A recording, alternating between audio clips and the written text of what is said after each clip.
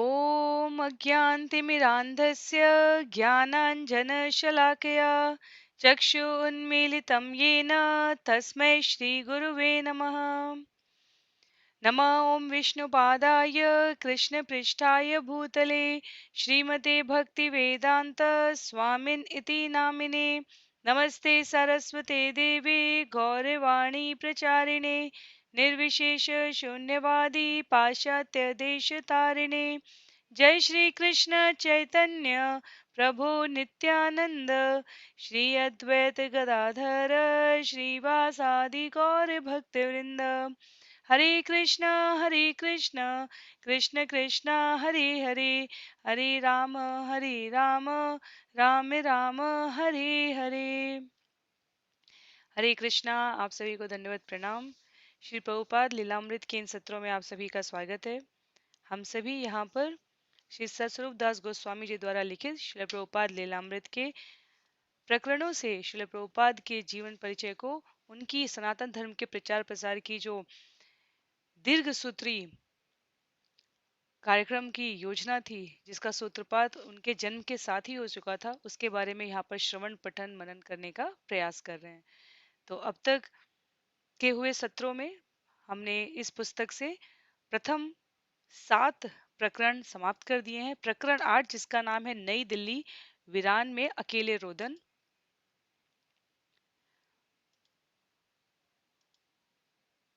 उसके 20वें सत्र में आप सभी का स्वागत है। तो हम जैसा सत्रों के आरंभ में करते आए हैं, पहले हम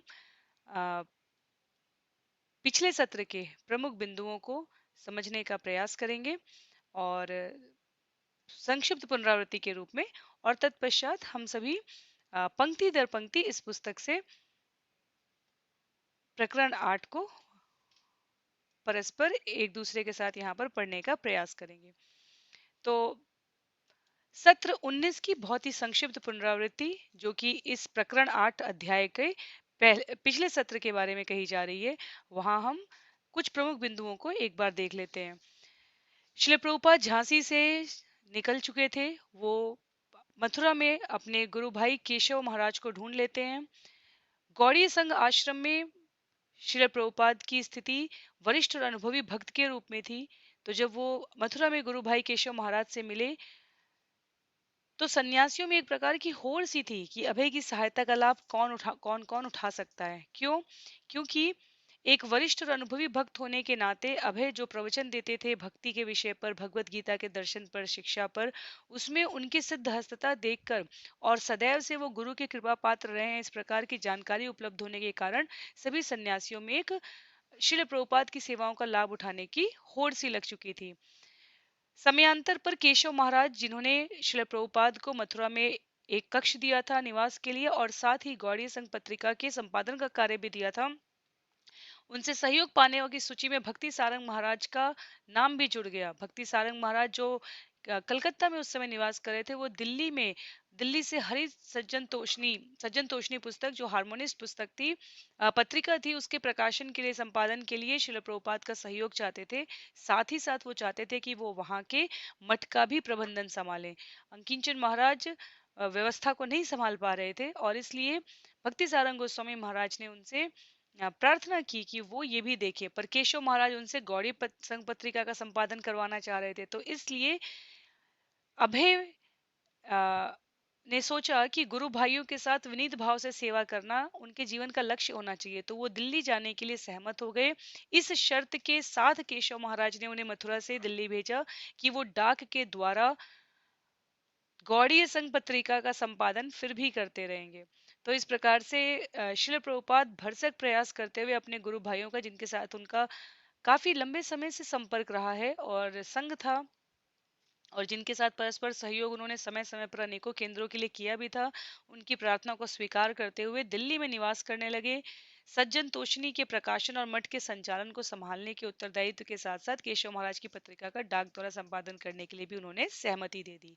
पर जब श्रील प्रभुपाद अभय चरंडे दिल्ली आते हैं, तो उन्हें दिल्ली स्थित गौड़ीय संघ में बड़ी अव्यवस्था दिखती है। ब्रह्मचारी आपस में लड़ाई कर रहे थे, कर्तव्य की अत्यंत उपेक्षा हो रही थी, प्रचार कार्य की कहीं कोई अनुकूल परिस्थितियां नहीं थी। भोजन बनाने, स्वच्छता, यहाँ तक कि शांति बनाए रखने में भी निम्न स्तरीय व्यवहार का प्रदर्शन किया जा रहा था गौड़ी संघ में स्थित ब्रह्मचारियों द्वारा। पत्रिका का प्रकाशन भी उठले ढंग से हो रहा था। विद्वत्तापूर्ण पत्रिका होते हुए भी उसकी सदस्य संख्या को बढ़ाने का कोई प्रयास नहीं किया गया था। कागज उच्चतर क्वालिटी के किस्म के नहीं थे, उसको उसकी क्वालिटी बेहतर करने की आवश्यकता थी। रंगीन चित्रों का अभाव था। दर्शकों को, पढ़ने वालों को और जिनको वितरण की जा रही है उनको किसी प्रकार की आकर्षण युक्त पद्धति से पत्रिका के वितरण के लिए कोई प्रयास नहीं किया जा रहा था। संस्था के पास अपना टाइपराइटर भी नहीं था। मुद्रक से संबंध खराब थे। इतना ही नहीं, अभय चरण डे ने जब समझा कि उन्हें इस पत्रिका के संपादन की जिम्मेदारी लेनी है तो उन्होंने अपने स्तर से कुछ प्रयास करने चाहिए, जैसे कि वो महत्वपूर्ण व्यक्तियों से मिलने जाना चाहते थे, उनको उनसे अनुदान प्राप्त करके पत्रिका की संख्या के वितरण को बढ़ाना चाहते थे। उनका कहना था कि 500 से 1000 छापी जा सकती है। उनका कहना था रंगीन चित्र बनाए जा सकते हैं। उनका कहना था कि उन्होंने बात करके डाकघर से जो खर्चा होता है वो भी कम करवा लिया और मुद्रक को भी उन्होंने मना लिया है कि चाहे 500 या 1000 हो, एक ही जो मूल्य अभी है वही यथावत बना रहेगा। ये सारे विचार उन्होंने भक्ति सारंग गोस्वामी महाराज को पत्र में लिखा, जिसके प्रत्युत्तर में उन्हें कभी भी उत्साहजनक जवाब नहीं मिला। यहाँ तक कि श्रील प्रभुपाद का कहना था कि यदि मैं पत्रिका, मठ ये सब संभालते हुए चैतन्य चरितामृत के हिंदी अनुवाद को करते हुए पुस्तक निकालना चाहता हूँ, मुझे संघ की निधि की तरफ से 600 रुपए की आवश्यकता होगी। यदि आप एक बार सहयोग कर दे तो बहुत सारे हिंदी भाषी ऐसे व्यक्ति हैं जो 25 रुपए तक मूल्य देने के लिए तैयार है पुस्तक का। एक बार आप प्रकाशन करवा दीजिए अपने आर्थिक सहयोग से। दोबारा अगली बार का प्रकाशन और उसके बाद का प्रकाशन अपने आप वो स्वयं संभालते चले जाएंगे। पर ऐसे किसी भी विचार में भक्ति सारंग गोस्वामी महाराज की सहमति नहीं रही, अपितु वो अप्रत्यक्ष रूप से अपने सचिव रामानंद के द्वारा शिल प्रभुपाद के कार्य करने के तरीके को, उनकी स्वतंत्रता को सदैव अपने तरीके से प्रतिबंधित करते रहे।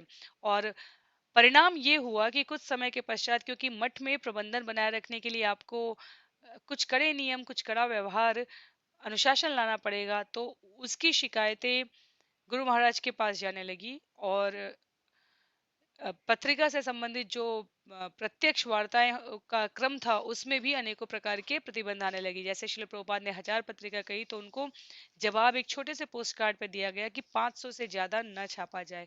तो समयांतर पर श्रील प्रभुपाद को मठ में रहना और पत्रिका के संपादन को संभालने से एक संबंधी ये जो उनकी कार्य जिम्मेदारियां बन चुकी थी उसमें उनको तनाव का अनुभव होने लगा। और दूसरी तरफ अभय अर्थात हमारे श्रील प्रभुपाद द्वारा जो प्रचार संबंधी अभिलाषाएं थी, पत्रिका संबंधी उनकी योजनाएं थी, उनसे भक्ति सारंग गोस्वामी जी को भी तनाव का अनुभव होने लगा।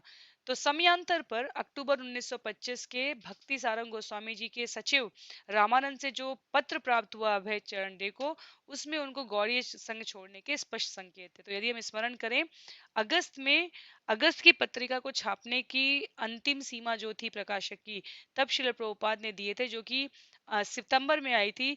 जब उन्होंने अक्टूबर के अंक के लिए लेख मांगे तो पहले उन्हें प्राप्त नहीं हुए और बाद में उन्हें इस प्रकार पत्र प्राप्त होता है अक्टूबर में कि वो लेख दिए जा चुके हैं और उनको संभालने के लिए, जिम्मेदारी के लिए, निर्देशन के लिए जो अन्य प्रतिनिधि चुन लिया गया था और नवंबर दिसंबर का महाराज स्वयं संभालेंगे।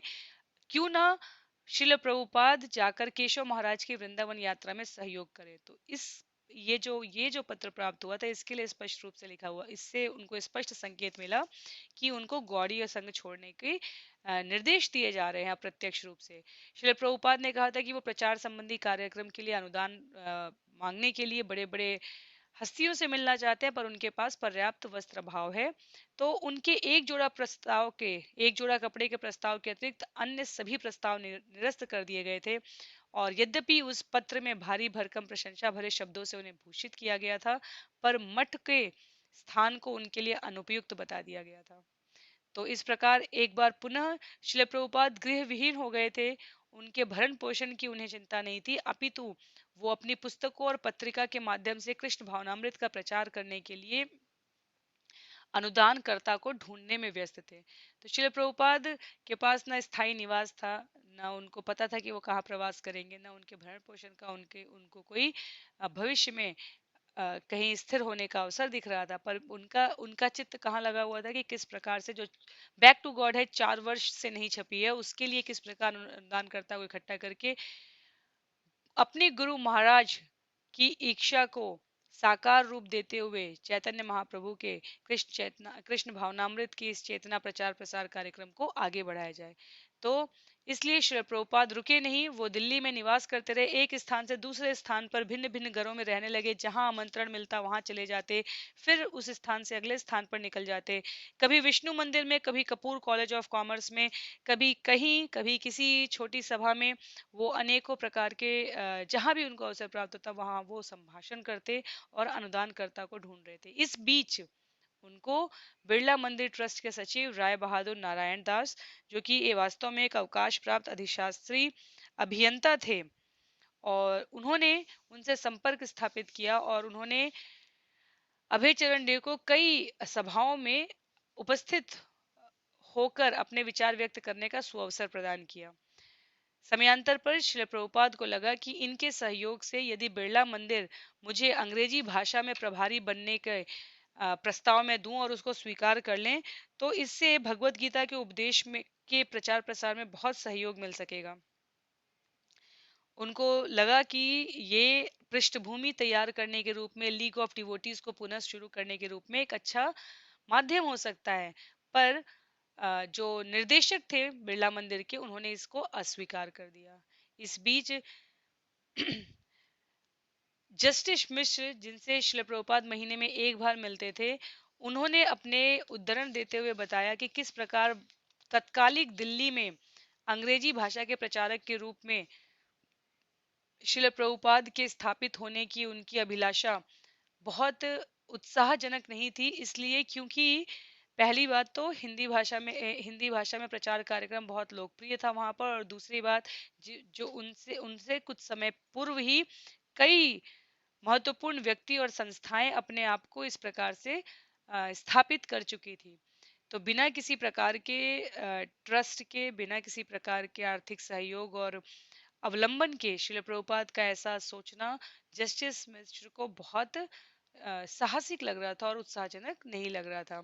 तो एक प्रकार से अभय चरण डे अपने भरण पोषण की चिंता किए बिना, स्थायी निवास की चिंता किए बिना अब पूर्ण रूपेण एकनिष्ठ होकर, हालांकि जीवन में तनिक उदासी भी थी, उन्हें लगता था कि उन्होंने अपने सारे मित्र, परिवार, धन, व्यवसाय सब कुछ खो दिया, केवल उनके साथ उनके गुरु महाराज का आदेश, इच्छा, दर्शन और चैतन्य महाप्रभु के सिद्धांतों का स्पष्ट चित्रावलोकन था कि कैसे वो मानव समाज के लालसी और लिप्सा युक्त अवधारणा को बदलकर उनको वापस भगवत धाम जाने की प्रदान करने के लिए जो आवश्यक ज्ञान है उसको प्रदान करने की योग्यता रखते हैं। इसके अतिरिक्त बाकी सब कुछ उनका व्यय हो चुका था, पर उन्हें इसकी चिंता नहीं थी। उनकी चिंता थी किस प्रकार से पुनः पत्रिका का प्रकाशन हो, जिन पुस्तकों की योजना उनके मस्तिष्क में है उनका वितरण किया जा सके। तो ये संक्षिप्त में पुनरावृत्ति है। हम आरंभ करेंगे आज का सत्र। पंक्ति दर पंक्ति हम लोग श्री प्रभुपाद लीलामृत जो सतस्वरूप दास गोस्वामी जी द्वारा लिखी गई है उसको पढ़ना आरंभ करते हैं।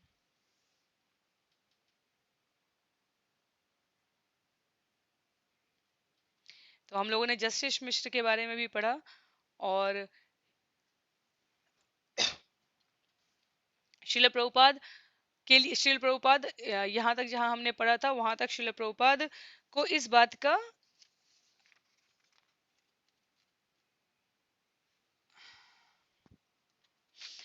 का संदेह नहीं था कि उनके भरण पोषण में किसी प्रकार की कभी कोई समस्या आएगी, क्योंकि उनको लगता था कि भगवान श्री कृष्ण इसको देख रहे हैं।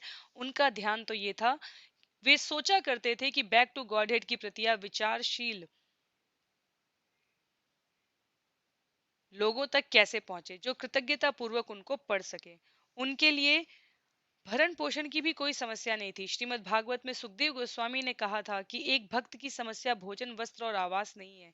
यदि किसी के पास पलंग नहीं है तो वह जमीन पर लेट सकता है, अपनी बाहों का तकिया बना सकता है, सड़क में फेंके फालतू परिधानों को वह अपने वस्त्र के रूप में इस्तेमाल कर सकता है, पेड़ के फलों को अपना भोजन बना सकता है, निवास के लिए वह पहाड़ की कंदराओं में रह सकता है। प्रकृति सभी आवश्यकताओं की पूर्ति करती है। दिव्य ज्ञान के एक अन्वेषी को अपने भरण पोषण के लिए भौतिकतावादियों की चाटुकारिता नहीं करनी चाहिए। निसंदेह अभय किसी पर्वत, कंदरा या जंगल में नहीं, वरन दिल्ली नगर में रह रहे थे। तब भी वे सुखदेव जी द्वारा उल्लिखित विरक्त जीवन पद्धति लगभग अपना चुके थे। ऐसा इसलिए नहीं कि वे अपने शरीर को दंड देना चाहते थे या अपने को पवित्र और दृढ़ साबित करना चाहते थे, वरन इसलिए कि यदि उन्हें बैक टू गॉडहेड नियमित रूप से निकालना था तो उनका गरीबी में रहना जरूरी था। तो यहाँ तक हम लोगों ने कल पठन किया था। अब इस क्रम में आगे बढ़ते हैं। अभय सारा परिश्रम प्रेमवश कर रहे थे। पत्र छापने के लिए कागज खरीदना तो उनके लिए भोजन से भी अधिक महत्वपूर्ण था। अपनी व्यक्तिगत आवश्यकताओं की उपेक्षा करके प्रचार कार्य में लगे रहना कृष्ण में उनकी श्रद्धा का परिचायक था, जिसकी उनके पास कोई कमी नहीं थी। उन्हें पूर्ण विश्वास था कि यदि वे कृष्ण की सेवा में लगे रहते हैं तो कृष्ण उनकी देखभाल करते रहेंगे। अकेले कार्य करना कोई अजेयी कठिनाई नहीं थी। अभय के लिए वह आनंददायक और सहज था। गौड़ी मठ के नव दीक्षित वासियों को वश में रखने की अपेक्षा वह आसान था। अपने आध्यात्मिक गुरु की सेवा के लिए कठिन परिश्रम करना कोई समस्या नहीं थी। समस्या तो संसार की दशा को लेकर थी। तो शिल प्रभुपाद की आशावादिता, शिल प्रभुपाद की अपने लक्ष्य के प्रति केंद्रीय व्यवसायत्मिका बुद्धि। भगवत गीता अध्याय 2 श्लोक संख्या 41 को यहाँ पर हम श्रील प्रभुपाद के जीवन में परिलक्षित होते हुए देख सकते हैं कि वो सुखदेव गोस्वामी और अन्य उद्धरणों को जीवन में स्मरण करके एकमात्र एक लक्ष्य, एकमेव गोल के साथ क्या है कि वो अपने आध्यात्मिक गुरु की सेवा के लिए कठिन परिश्रम करने के लिए तैयार थे। शास्त्रों के अनुसार वर्तमान युग में, जिसे कलयुग कहते हैं, समाज में निरंतर अवनति होगी और अभय दिल्ली में इसे प्रतिदिन प्रमाणित होते देख रहे थे। दिल्ली जो पुरा काल में हस्तिनापुर के नाम से विख्यात थी, महाराज युधिष्ठिर की प्राचीन राजधानी थी, जो 5000 वर्ष पूर्व भगवान कृष्ण के नायकत्व में संसार के सर्वाधिक वैभवशाली राजा थे और जिनकी प्रजा हर तरह से सुरक्षित और समृद्ध थी। अब 1000 वर्ष की विदेशी दासता के बाद भारत फिर स्वतंत्र था और दिल्ली उसकी राजधानी थी। लेकिन अपने 60 वर्ष के अपेक्षाकृत अल्पकालीन अनुभव में भी अभय देख चुके थे कि भारतीय संस्कृति, जो उनके बचपन में वैदिक युग की आदि शुचिता बनाए हुई थी, पतन की ओर जा रही थी। अब वे एक ऐसा समाज देख रहे थे जिसमें उनके देशवासी इस प्रचार से आक्रांत थे कि भौतिक भोगों में लिप्त होकर वे सुखी हो सकते हैं। अंग्रेजों द्वारा इस देश में चाय, तंबाकू, मांस और कल कारखानों का प्रवेश कराया जा चुका था और अब स्वतंत्रता के बाद भी वे भारत की नई जीवन पद्धति के अंग हो गए थे।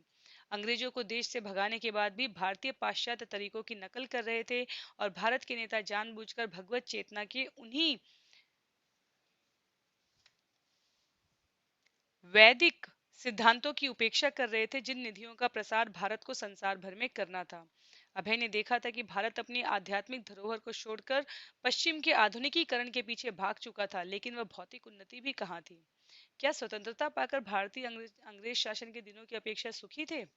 अभय को लगता कि जनसंख्या की बाढ़ से आप्लावित नगर गुंडे, बदमाशों और मूर्खों से भरा नरक था।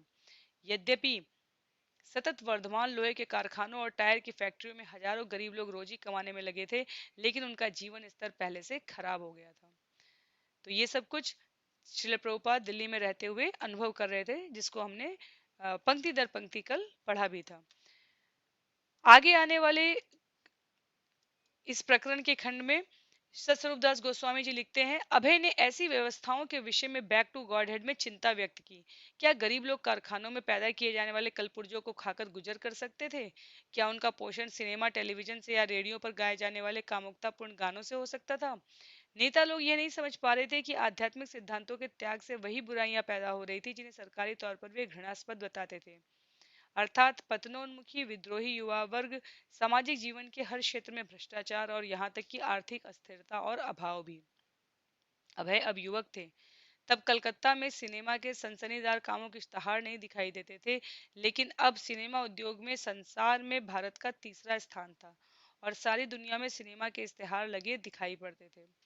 गोमांस और शराब की दुकानें चारों ओर खुल गई थी। समाचार पत्रों में सड़कों पर स्त्रियों की छेड़खानी करने, उनका अपमान करने और चिढ़ाने वाले भारतीय युवकों के पतन पर क्षोभ प्रकट करने वाले संपादकीय बराबर छप रहे थे।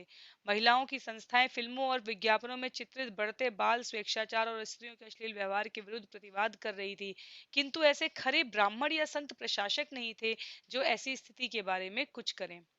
तो सामाजिक अव्यवस्था कलयुग जो 4 स्थानों पर भागवतम में बताया गया है, वो श्रील प्रभुपाद कह रहे थे कि महिलाओं को कामुकता और अश्लीलता के लिए बच्चों को स्वेच्छाचार तरीके से प्रस्तुत करते हुए लोगों में भौतिक लोलुपता बढ़ाने का उपक्रम जारी हो चुका था, पर कोई संत प्रशासक नहीं दिख रहा था।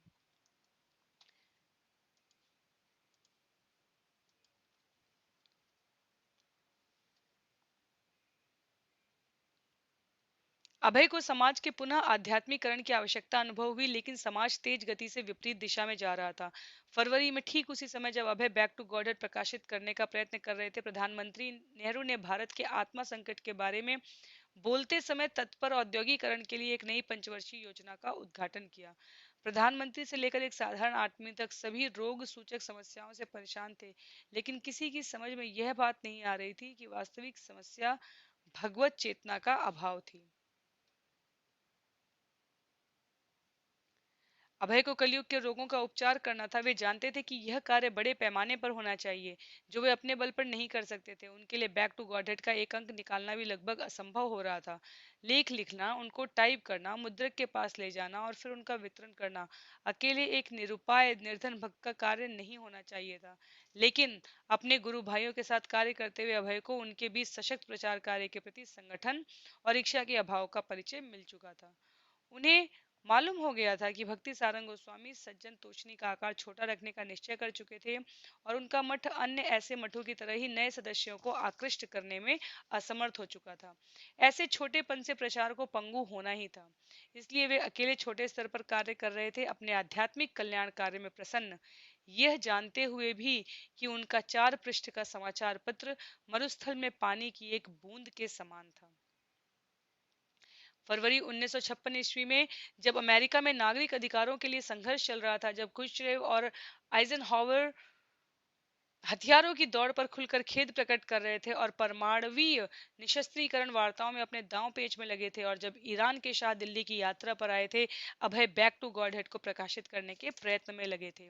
जाड़े की असुविधाओं को झेलते हुए तड़के दिल्ली की सड़कों में से होते हुए आखिरी प्रूफ पढ़ने के लिए सुरेंद्र कुमार जैन मुद्रक के पास पहुंच जाते। पैसे बचाने के लिए वे पैदल चलते। केवल जब वे कागज के व्यापारी से कागज मुद्रक को देने जाते, तब किराए पर रिक्शा लेते। उनके पास चादर नहीं थी, केवल एक हल्की फुल्की सूती जैकेट थी और वे रबर के जूते पहनते थे। वे एक सूती कंटोप धारण करते थे, जिसे वे अपनी ठोड़ी के नीचे बांध लेते थे, जिससे उनके कान ढक जाते थे, और जाड़े की 40 डिग्री ठंडक से शीतकालीन प्रातः को कभी कभी तेज चलने वाली जोरदार हवा के झोंकों से उनकी रक्षा होती थी।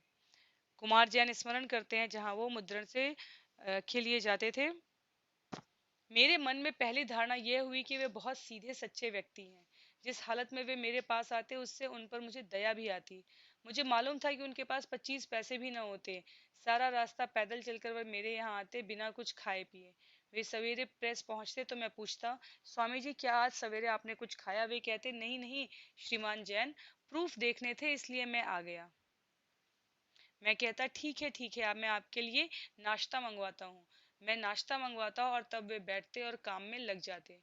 प्रूफ पढ़ने का काम वे स्वयं करते, मुद्रण मेरे द्वारा होता, और अंतिम छपाई देखने के लिए पूरे समय तक प्रेस में मौजूद रहना उन्हें बहुत पसंद था। वे सवेरे लगभग 7 बजे पहुंच जाते और सभी प्रूफ देखने तक रुके रहते। यह रोज की बात थी कि वे बिना नाश्ता किए आते और मैं उनके नाश्ते का प्रबंध करता और हम घंटों मेज पर आमने सामने बैठते। वे हमेशा केवल धार्मिक मामलों पर ही बात करते, लेकिन जब हम विशेषकर प्रूफ की प्रतीक्षा में साथ बैठे होते, तो हम अनेक चीजों के बारे में विचार विमर्श करते। मुझे लगता कि वे बहुत सारी जानकारी रखते हैं, क्योंकि वे बहुत अध्ययनशील व्यक्ति थे। अपनी चीजों को छपाने वाले व्यक्ति की अपेक्षा वे मित्र अधिक थे। वे बहुत सीधे साधे आदमी थे, उनकी आदतें सरल थी, लेकिन उस समय उनका मिशन विशेष रूप से बैक टू गॉडहेड के आंदोलन को बढ़ावा देना था। उनकी आर्थिक दशा बहुत ही खराब थी। कभी कभी छपाई मुश्किल हो जाती, क्योंकि वे कागज का प्रबंध न कर पाते। कई बार मैंने उनसे कहा कि यदि आपको कठिनाई हो रही हो तो आप पत्र जारी क्यों रख रहे हैं, लेकिन उनका उत्तर था नहीं, यह मेरा मिशन है और जहां तक मुझसे होगा मैं इसे आगे बढ़ाऊंगा। मैं उनकी भरसक सहायता करता, लेकिन वे सचमुच निर्धन थे।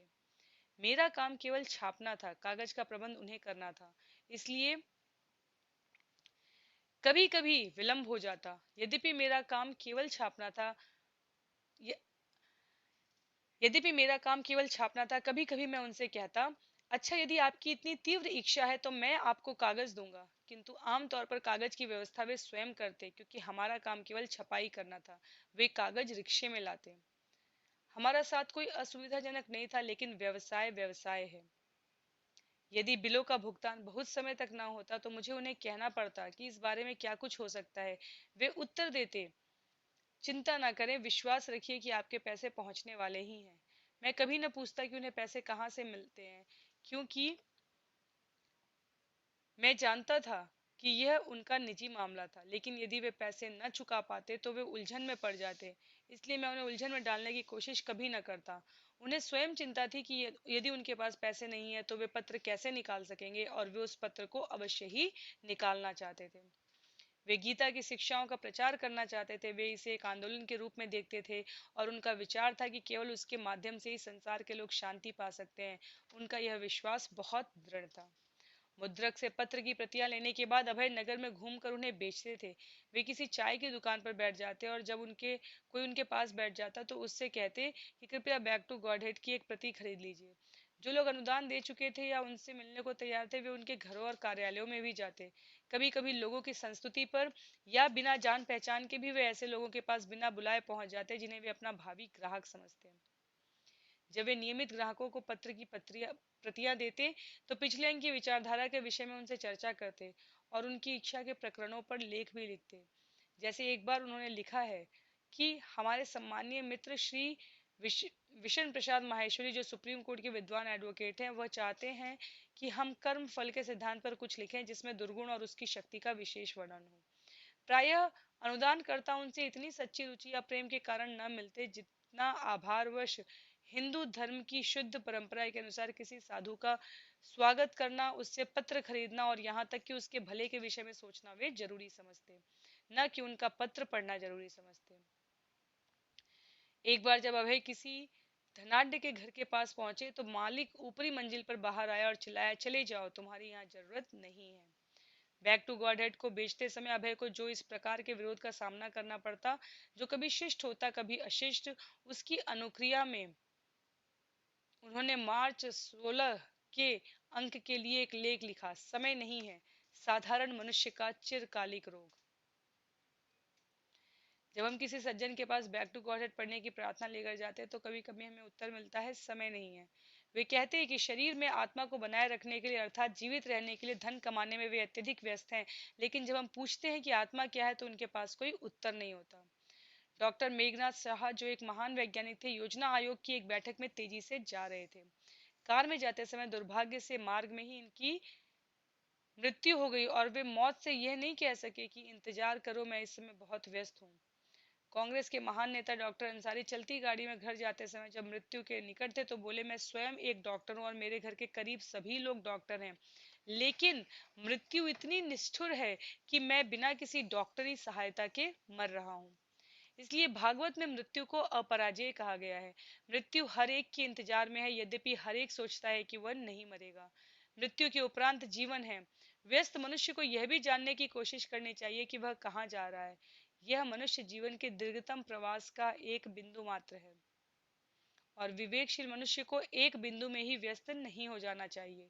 यह कोई नहीं कहता है कि शरीर का पालन पोषण न किया जाए, लेकिन भगवत गीता से हर एक को इसका ज्ञान होना चाहिए कि शरीर ऊपरी परिधान है और आत्मा वास्तविक पुरुष है, जो परिधान को धारण करता है। इसलिए यदि वास्तविक पुरुष की चिंता किए बिना केवल परिधान की ही चिंता की जाए तो यह केवल मूर्खता है और समय की बर्बादी है।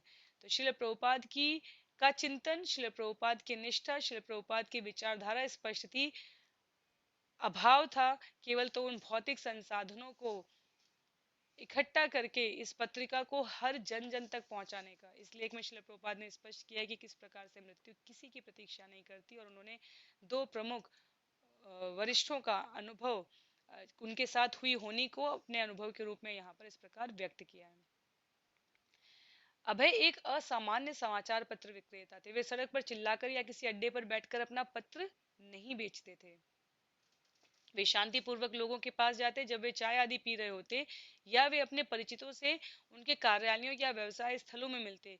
बगल की गड्डी से अपनी पत्रिका की एक प्रति निकालकर वे सामने रख देते, जो एक साधारण लघु पत्र प्रतीत होता और जिसमें बड़ी काली सुर्खियों में मुख पृष्ठ पर कुछ इस तरह छपा होता: मनुष्य जाति में सबसे तुच्छ, सामाजिक बोध के अंतर्गत दार्शनिक समस्याएं, मानव जाति के दुख, राष्ट्रीयता की सामाजिक चेतनाएं इत्यादि।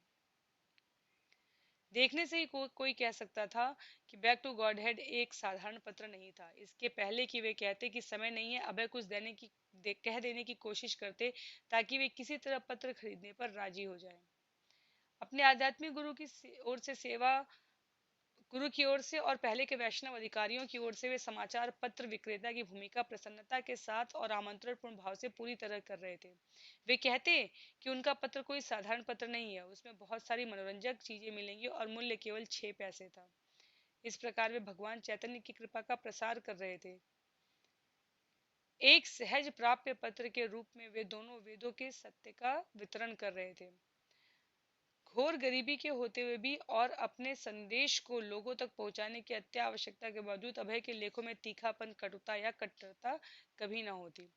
वे इस आशा से लिखते कि उनके पाठक विवेकपूर्ण विचार सुनने और सत्य को स्वीकार करने को सदैव तैयार है, विशेषकर ऐसे सत्य को जो तर्कपूर्ण ढंग से प्रस्तुत किया गया हो और आधिकारिक वैदिक साहित्य से समर्थित हो। यद्यपि दिल्ली की सड़कों में घूमने के अनुभव से उन्हें मालूम हो गया था कि लोग उथले और विभ्रांत थे और आत्मबोध में रुचि नहीं रखते थे, तो भी वे जानते थे कि अधिकतर लोग जीवन की किसी न किसी अवस्था में दर्शन के गंभीर मसलों पर विचार अवश्य करते हैं। क्या भगवान का अस्तित्व है? क्या वह कोई व्यक्ति है? दुख क्यों है? आदि। इसलिए अभय उनकी उच्चतर भावनाओं को संबोधित करते थे। 1956 ईस्वी के बसंत में अमेरिका के विदेश मंत्री डलेस भारत आए और उसके कुछ दिन बाद भारत के भूतपूर्व गवर्नर जनरल लॉर्ड माउंटबेटन आए। हवाई अड्डे पर हजारों ने उनका स्वागत किया। उस समय होली का पवित्र त्योहार मनाया गया, जब बच्चे आने जाने वाले सभी पर रंग डालते हैं। प्रधानमंत्री नेहरू दिल्ली की गंदी बस्तियां देखने गए और उन्होंने उनकी व्यापक दशा पर क्षोभ प्रकट किया। उन्होंने भारत द्वारा अणु शक्ति के विकास का इरादा घोषित किया और उसके शांतिपूर्ण उपयोग पर बल दिया। वातावरण में गर्मी आई। हिंदुस्तान और पाकिस्तान के बीच सीमा पर संघर्ष आरंभ हुआ। दिल्ली के रेल कर्मियों ने हड़ताल की। इस बीच अभय का प्रचार जारी रहा। किसी तरह उन्होंने आर्थिक कठिनाइयों को पार किया, संपादकीय लेख लिखे, मुद्रण पूरा कराया और बैक टू गॉडहेड का वर्ष 1956 ईस्वी का छठा अंक 20 मई को प्रकाशित हुआ। मुख्य पृष्ठ पर एक विशेष सूचना छपी थी: सिद्धांत के नाम पर। कृपया बैक टू गॉडहेड पढ़ें और अपने व्यक्तित्व के गहरे आयामों को पुनर्जीवित करें। इसमें ऐसा कुछ नहीं है जो हमारे अपूर्ण इंद्रिय बोध के आधार पर गढ़ी गई विचारधारा है, वरन इसमें जो कुछ है वह हमारे मुक्त मुनियों के संदेशों से भरा है। हम केवल उनकी सहायता कर रहे हैं कि वे सभी स्त्री पुरुषों को वास्तविक जीवन का अर्थ सरल भाषा में फिर से समझा सकें। इसलिए हर जिम्मेदार पुरुष और स्त्री को इसे नियमित रूप से पढ़ना चाहिए। इसकी लागत नगण्य है, प्रति वर्ष 2 रुपये 4 आने या प्रति मास 3 आने। इसकी उपेक्षा न करें, यह आपके लाभ के लिए है, यह मानवता के सुखी समाज का निर्माण करेगा। भगवत गीता की शिक्षाओं का प्रसारण कैसे किया जाए लेख में उन्होंने समाज में आध्यात्मिक संगठन की आवश्यकता के विषय में चर्चा की। उनका कहना था कि एक आदर्श संप्रदाय, जिसे उन्होंने गीता नागरी, ऐसा गांव जहां गीता का गान किया जाता है, का नाम दिया, भगवत गीता के अनुसार जीवन यापन करेगा और उसके संदेश का प्रचार संसार भर में करेगा। गांधी जी के वैष्णव गुणों के लिए उनकी प्रशंसा करते हुए अभय ने कहा कि गांधी जी भी गीता नागरी की धारणा को सम्मान देते थे। नैतिकताहीन वर्तमान सभ्यता को दिग्भ्रमित करने वाले दानवी सिद्धांत के नेताओं द्वारा पैदा किए गए दुखों से छुटकारा पाने का केवल यही एक उपाय था। तो इस प्रकार श्रील प्रभुपाद गीता नागरी, भक्ति सिद्धांत, सरस्वती जी जैसे मुक्त मुनियों के इस अवधारणा को, जो महात्मा कथित रूप से महात्मा कहे जाने वाले गांधी जी से भी मिलता जुलता था, उन्होंने कहा कि इन सभी प्रकार के दुखों से छुटकारा पाने का, नैतिकताहीन वर्तमान सभ्यता को समूल सही मार्ग पर लगाने का, ये एक बहुत ही सशक्त माध्यम हो सकता है।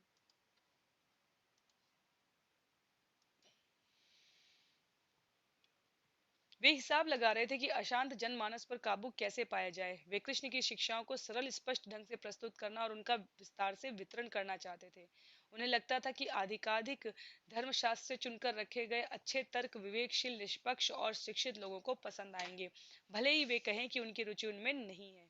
वे जानते थे कि अपने गांधीर्य और अंतिम निष्कर्ष का त्याग किए बिना लोगों में रुचि उत्पन्न होना आवश्यक है। लोग धर्म को ताक पर रखे किसी ऐसे शास्त्र ग्रंथ के स्तर पर नीचे घसीट रहे थे जिसे उन्होंने न तो कभी पढ़ा है, न वे समझते और न जिसमें उनका विश्वास है।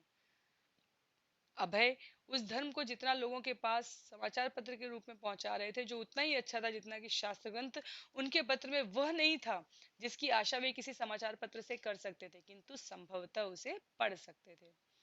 भगवान के पवित्र नाम के कीर्तन की प्रक्रिया जिसका प्रचार बैक टू गॉडहेड में किया जाता है, उन लोगों को अच्छी नहीं लगी जो सांसारिक भोग विलास की गोद में रहते हैं और राष्ट्रीय समाचारों में नारी और पुरुष का चित्रण अभद्र ढंग से करते हैं। लेकिन यह कीर्तन प्रक्रिया दिव्य शाश्वत जीवन के आनंद की अनुभूति का एक साधन है। बैक टू गॉडहेड की प्रतियां चाय की दुकानों पर बेचने और अनुदान देने वालों के घर पर पहुंचाने के अतिरिक्त अभय निःशुल्क प्रतियां देश और विदेश में डाक द्वारा भी भेजते थे। भारत के बाहर अंग्रेजी भाषी जनता पर उनका ध्यान वर्षों पहले से था और वे उस तक पहुंचना चाहते थे। भारत के बाहर स्थित पुस्तकालयों, विश्वविद्यालयों, सांस्कृतिक और सरकारी केंद्रों के पते इकट्ठे करने के बाद अभय ने जितनों को हो सकता था बैक टू गॉडहेड की प्रतियां भेजना आरंभ किया। पाश्चात्य पाठकों के लिए उन्होंने एक पत्र तैयार किया और उसमें इंगित किया कि उन्हें तो भारतवासियों से भी अधिक ग्रहणशील होना चाहिए। यद्यपि बैक टू गॉडहेड में जो संदेश होते हैं वे भारत के उन प्राचीन मुनियों के उपहार हैं जिन्होंने सचमुच परम सत्य की अनुभूति की थी, तथापि वर्तमान समय में भारत के तथाकथित नेता पाश्चात्य तरीके की भौतिक उन्नति के ज्ञान पर अत्यंत मुग्ध हैं। वे अपने ऋषियों द्वारा छोड़ी गई ज्ञान निधि की पूर्ण उपेक्षा कर रहे हैं। पाश्चात्य देशों के आप सज्जन वृंद भौतिक विज्ञान में बहुत उन्नति कर चुके हैं, लेकिन शांति पर आपका अधिकार नहीं हो सका है। अधिकतर मामलों में आपको शांति के अभाव की अनुभूति होती होगी, यद्यपि सांसारिक वस्तुएं आपके पास पर्याप्त हैं।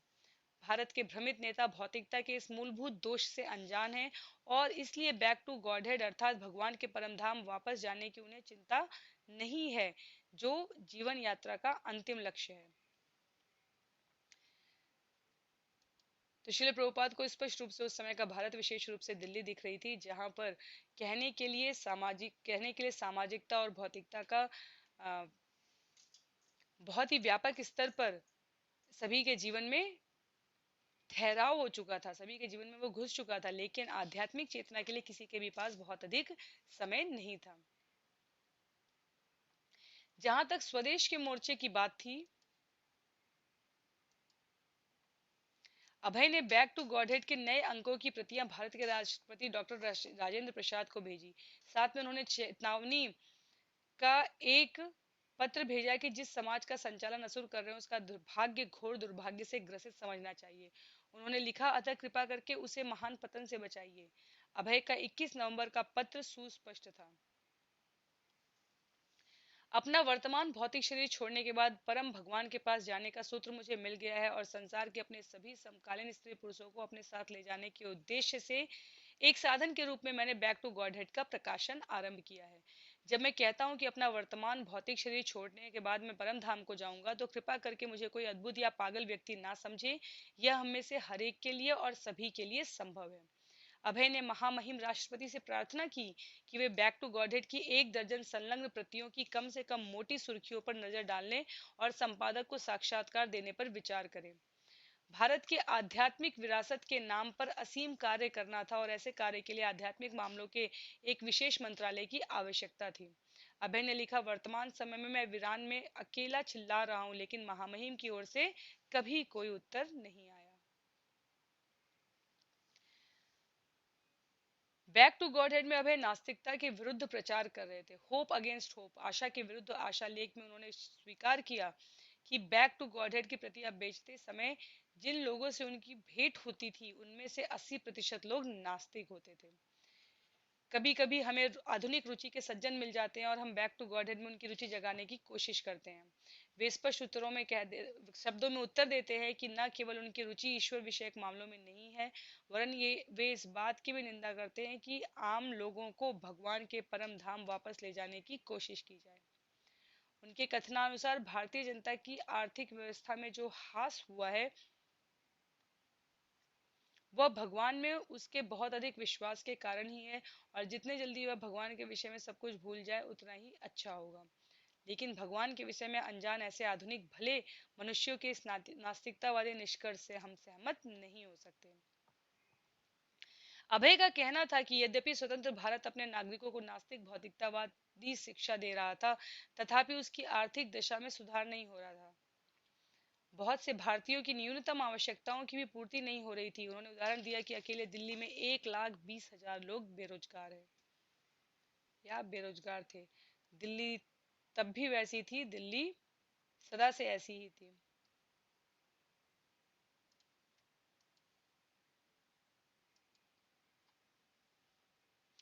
सरकार के कुछ ऊंचे पदाधिकारी या भाग्यशाली व्यवसायी अपने को खुशहाल अनुभव कर सकते हैं, लेकिन उनके 90% भाई ऐसे हैं जिन्हें रोटी के लाले पड़े हैं। इसलिए देश की आर्थिक दशा निश्चय ही संतोषजनक नहीं है। उन्होंने संयुक्त राज्य के भूतपूर्व राष्ट्रपति हैरी एस ट्रूमैन से उद्धरण दिया, जिनका कहना था कि राष्ट्रीय स्वतंत्रता का अर्थ यह है कि नागरिकों का जीवन सुखमय हो। अभय ने पूछा कि यदि यह बात है तो भारत की स्वतंत्रता कहाँ है। उनका तर्क था कि खुशहाली और संपन्नता के सभी प्रयत्न अवैध हैं जब तक कि परम भगवान का अधिनायकत्व स्वीकार न किया जाए। ऐसे निरीश्वरवादी सभ्यता से शांति कभी नहीं पैदा हो सकती। Progressive ambition and unsatiated lust, वर्धमान अभिलाषाएं और अतृप्त लिप्सा नामक लेख में अभय ने लिखा, संसार में धन का अभाव नहीं है, लेकिन शांति का अभाव है। मनुष्य की सारी शक्ति धनोपार्जन के कार्यों में नियोजित है, किंतु इसका परिणाम यह है कि धन की ऐसी अनियंत्रित और अवैध स्फीति से बहुत दूषित अर्थव्यवस्था उत्पन्न हो गई है। उसने हमें बड़े पैमाने पर ऐसे भारी महंगे हथियारों का निर्माण करने में समर्थ बना दिया है जो सस्ते धनोपार्जनकारी व्यवसायों के सभी किए धरे को नष्ट कर सकते हैं। विपुल धनोपार्जन करने वाले देशों के अधिकारी शांति का भोग करने के बजाय आधुनिक विनाशकारी आयुधों से अपनी रक्षा की योजनाएं बनाने में लगे हैं। और सच तो यह है कि ऐसे भयानक हथियारों के प्रयोग पर असीम धनराशि बहाई जा रही है। ऐसे प्रयोग न केवल धन की बर्बादी की कीमत पर हो रहे हैं, वरन उनके लिए कितने गरीबों के जीवन की भी कीमत चुकानी पड़ रही है। इस प्रकार ऐसे प्रयोग करने वाले राष्ट्र कर्म के बंधन में बनते जा रहे हैं। जिन लोगों ने इस प्रकार अवैध धन संग्रह कर लिया है, वे देखेंगे कि वह उनसे ऐंठ लिया जाएगा, ऐंठने वाले होंगे। शुद्ध युद्ध हेतु लगाए गए कर, डॉक्टर, वकील, कर अधिकारी, संगठन, संविधान, तथाकथित साधु, अकाल, भूकंप और इस तरह की अन्य आपदाओं के रूप में मायाग्रस्त स्वभाव के अधिकर्ता। तो ये एक पद पूरी पूरी विवरण प्रस्तुति यहाँ पर रखी गई है श्रील प्रभुपाद के लिए। एक कंजूस को जो अपने मायाग्रस्त स्वभाव के कारण बैक टू गॉडहेड की एक प्रति खरीदने से हिचक गया, एक सप्ताह की बीमारी में 20,000 रुपए खर्च करने पड़े और अंत में मौत के मुंह में जाना पड़ा। इस तरह की एक दूसरी घटना तब हुई जब एक आदमी ने भगवान के नाम पर एक पैसा खर्च करने से इनकार किया और घर के सदस्यों की आपसी मुकदमेबाजी में उसे 30,000 रुपए खर्च करने पड़े। प्रकृति का यही नियम है। नई दिल्ली के एक डाकघर में जब अभय पत्रिकाएं विदेशों को बेच रहे थे, तब वहां के एक कार्यकर्ता ने उसका शीर्षक देखा और अपने साथी अनिश्वरवादी विचारों को लेकर अभय से तर्क वितर्क करने लगा। श्री प्रभुपाद स्मरण करते हैं, पोस्ट मास्टर आर्य समाजी था और वह मुझसे बैक टू गॉडहेड पत्रिका के बारे में बातें कर रहा था। उसने प्रश्न किया, यदि हम अपने कर्तव्यों का पालन अच्छी तरह करते हैं तो भगवान की आराधना का क्या लाभ है? यदि हम ईमानदार हैं, यदि हम नैतिक हैं, यदि हम कोई ऐसा काम नहीं करते जिससे दूसरों को हानि पहुंचे, यदि हम इस तरीके से कार्य करें तो इसकी भगवान की आराधना की क्या आवश्यकता है? चूंकि हमारे पत्र का नाम बैक टू गॉडहेड था, इस पर अप्रत्यक्ष रूप से प्रतिवाद कर रहा था कि परम भगवान की इस विचारधारा के प्रचार की क्या आवश्यकता है यदि हम अपना कार्य अच्छी तरीके से करें। आर्य समाजियों का यही दृष्टिकोण है, भगवान से कैसे बचें। इसलिए मैंने उत्तर दिया कि यदि किसी में भगवत भावना नहीं है तो वह नैतिकतावादी नहीं हो सकता, वह सत्यवादी नहीं हो सकता, वह ईमानदार नहीं हो सकता। यह हमारा दृष्टिकोण है। चूंकि कोई अखिल विश्व का अध्ययन इन तीन बिंदुओं पर करे, नैतिकतावादी, सत्यवादिता, कर्तव्य परायणता, लेकिन यदि वह भगवत भावना वाला गुण नहीं है तो वह इन्हें जारी नहीं रख सकता। समाज में इन अच्छे गुणों को पुनर्जागृत करने के लिए पहले भगवत भावना का आवाहन करना जरूरी है। दिल्ली की एक आदमी ने अभय को back to head god head बांटते देखकर टिप्पणी की, परम भगवान कहाँ है, कृपया मुझे भगवान को दिखा सकते हो। अभय ने इस चुनौती का उत्तर दिया, लेकिन नगर में दिन भर घूमते हुए वे एक और गंभीर उत्तर पर विचार करते रहे। अपने स्थान पर लौटकर उन्होंने एक लेख लिखना आरंभ किया, परम भगवान क्या है, क्या उन्हें देख सकना संभव है। नई दिल्ली के सचिवालय भवन में एक शिलालेख लिखा है कि स्वतंत्रता किसी जाति पर आसमान से नहीं उतरती, वरन उसके उपभोग के पहले उसे अर्जित करना पड़ता है। वास्तविकता यही है, और हमने देखा है कि स्वराज पाने के पहले भारतवासियों को उसके लिए बहुत अधिक बलिदान करना पड़ा था। लेकिन परम भगवान के मामले में बहुत से गैर जिम्मेदार आदमी पूछते हैं, भगवान कहाँ है, क्या आप दिखा सकते हैं, क्या आपने भगवान को देखा है। कुछ गैर जिम्मेदार लोगों द्वारा जो हर चीज को सस्ते में ही माप लेना चाहते हैं, पूछे जाने वाले ये कुछ प्रश्न हैं। यदि इस भौतिक संसार में सफल स्वतंत्रता की अस्थायी मिथ्या भावना को प्राप्त करने के लिए हम इतने परिश्रम और बलिदान की आवश्यकता है, तो क्या परम भगवान जो परम सत्य है उनको इतनी आसानी से देख सकना संभव है। भगवान को देखने का अर्थ है सभी आवश्यक अवस्थाओं से पूर्ण मुक्ति। लेकिन क्या भगवान हमारी सेवा में लगे कोई अर्दली है कि हमारे आदेश पर वे हर समय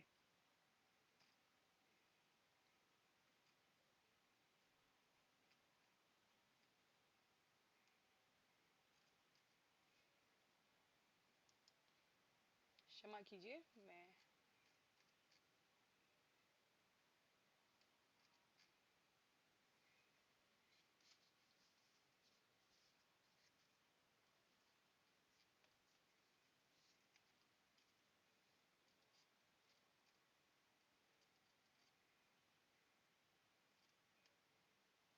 क्षमा कीजिए। अपने स्थान पर लौटकर उन्होंने एक लेख लिखना आरंभ किया, परम भगवान कहाँ है, क्या उन्हें देख सकना संभव है। नई दिल्ली के सचिवालय भवन में एक शिलालेख लिखा है कि स्वतंत्रता किसी जाति पर आसमान से नहीं उतरती, वरन उसके उपभोग के पहले उसे अर्जित करना पड़ता है। वास्तविकता यही है, और हमने देखा है कि स्वराज पाने के पहले भारतवासियों को उसके लिए बहुत अधिक बलिदान करना पड़ा था। लेकिन परम भगवान के मामले में बहुत से गैर जिम्मेदार आदमी पूछते हैं, भगवान क्या है, क्या आप दिखा सकते हैं, क्या आपने भगवान को देखा है। तो वास्तविकता में शिल प्रभुपाद जो यहाँ पर स्पष्ट करने की का प्रयास कर रहे हैं वो ये कि सिर्फ कतिपय वर्षों में, कतिपय दशकों में इस प्रकार की स्थिति आ चुकी थी कि लोग मूलभूत सिद्धांतों से, जो सनातन धर्म का सिद्धांत घर में स्वाभाविक रूप से था, वो परंपरा अब विच्छिन्न होती जा रही थी, और इसलिए उसको स्थापित करने की अत्यधिक आवश्यकता थी। तो जो गैर जिम्मेदार लोग हर चीज को सस्ते में पा लेना चाहते थे, पूछे जाने वाले ऐसे ही कुछ प्रश्नों के श्रील प्रभुपाद कहते हैं कि उस समय के व्यक्ति इस बात को कुतर्क के रूप में प्रस्तुत कर रहे थे।